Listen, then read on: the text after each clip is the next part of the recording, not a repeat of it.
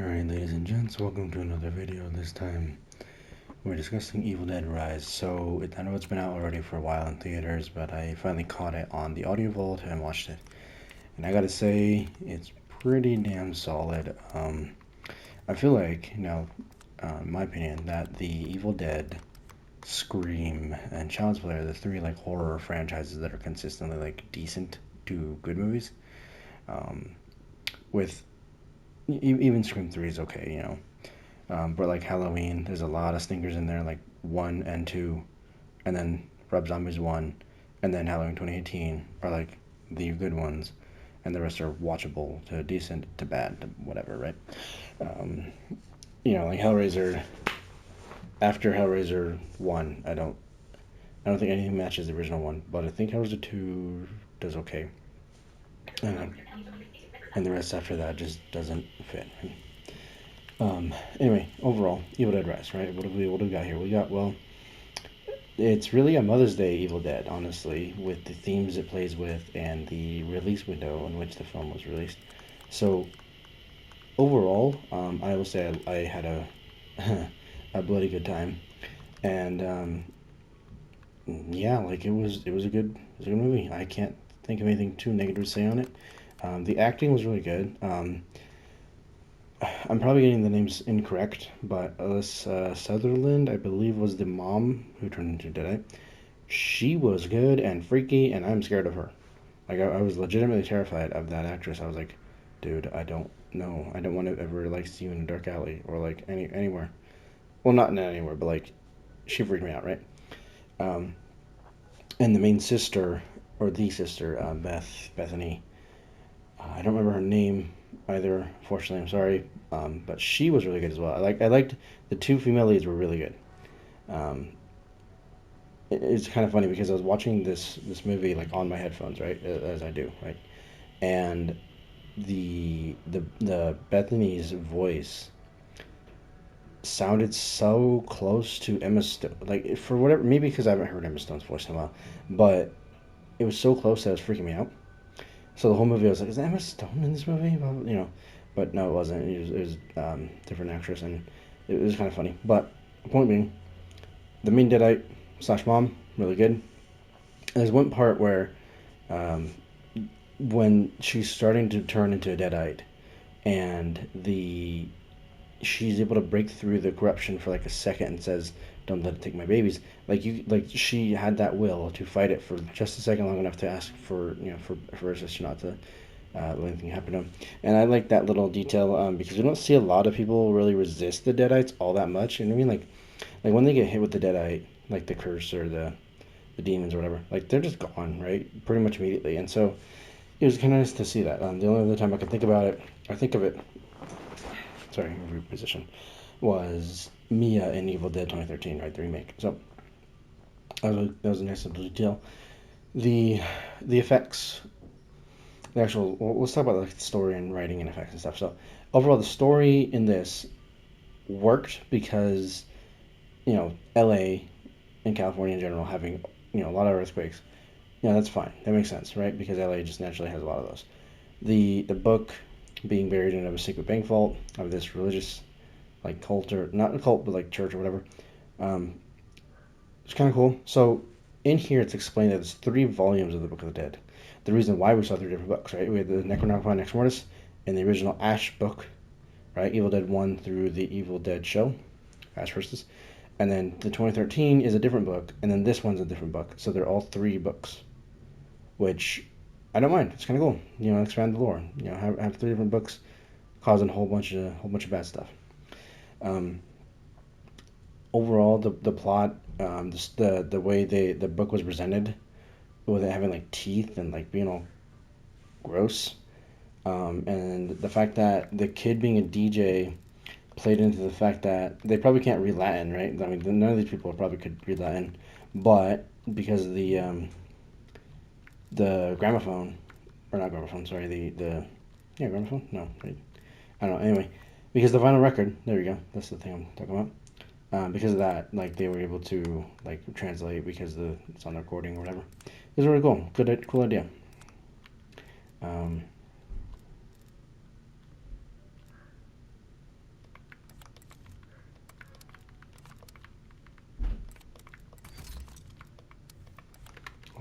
fix this Magnum blueprint.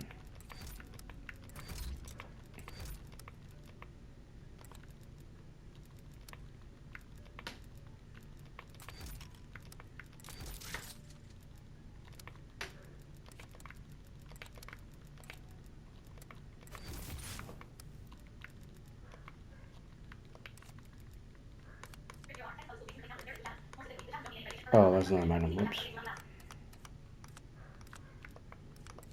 There we go. Let's use Magnum. And now break. Let's do it.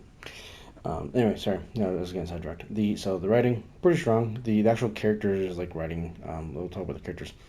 I like the fact that there was a lot of themes with motherhood in this one, which I didn't mind because I just I like when movies have more to them than just senseless, mindless violence and gore.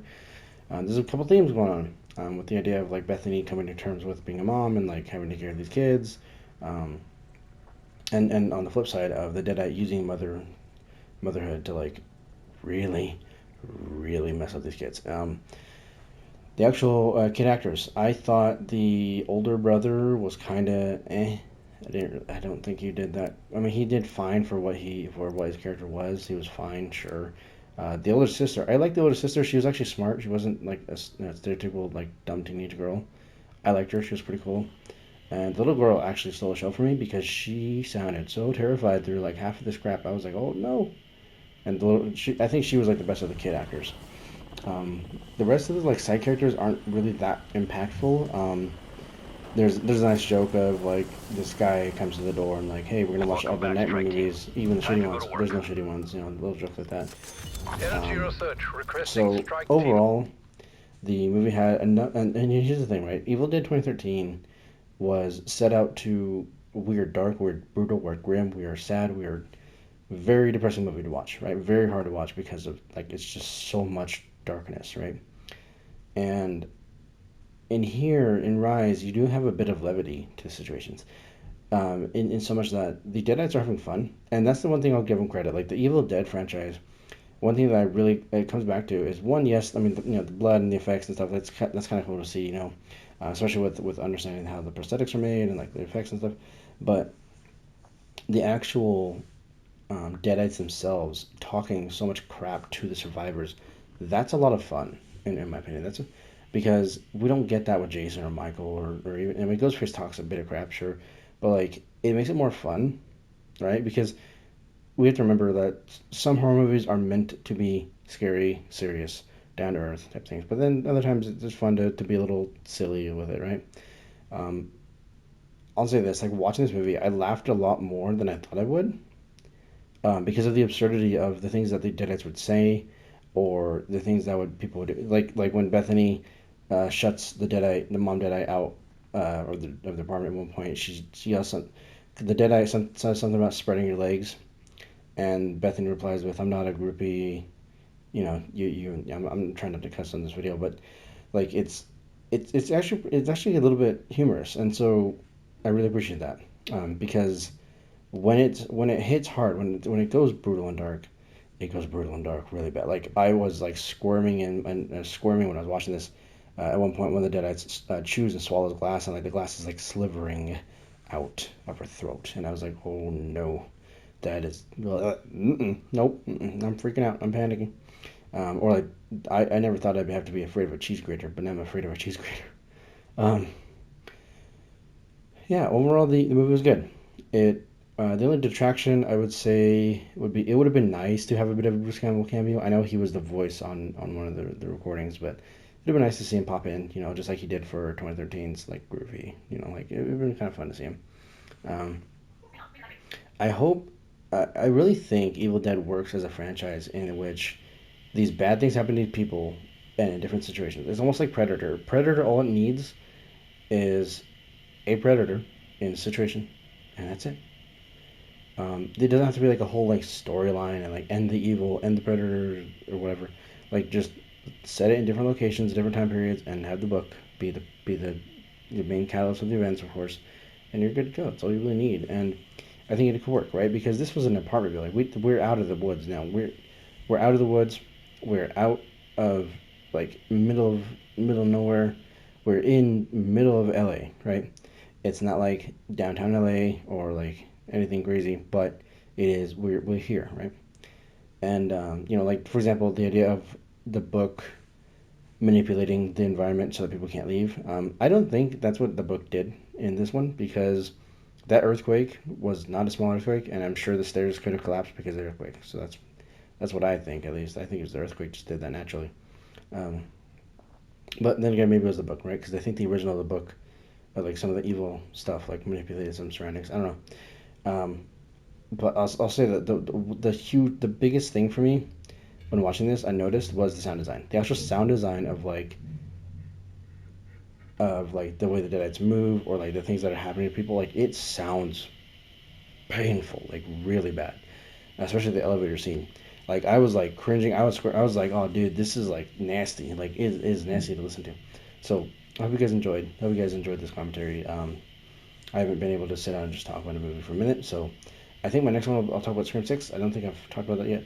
I am working on finishing uploading all my Last of Us Part One playthrough, and once that's done, I'll do like a 10-20 minute video talking about the game, my thoughts on it, and experiences. Because again, I don't do single player content, right? So single player content being uploaded is a bit of a rarity, bit of a treat, honestly. At least for me. But yeah, hope you guys enjoyed. Thanks again for watching or listening, I guess, because I really wasn't doing nothing. But yeah, I'll see you guys next time.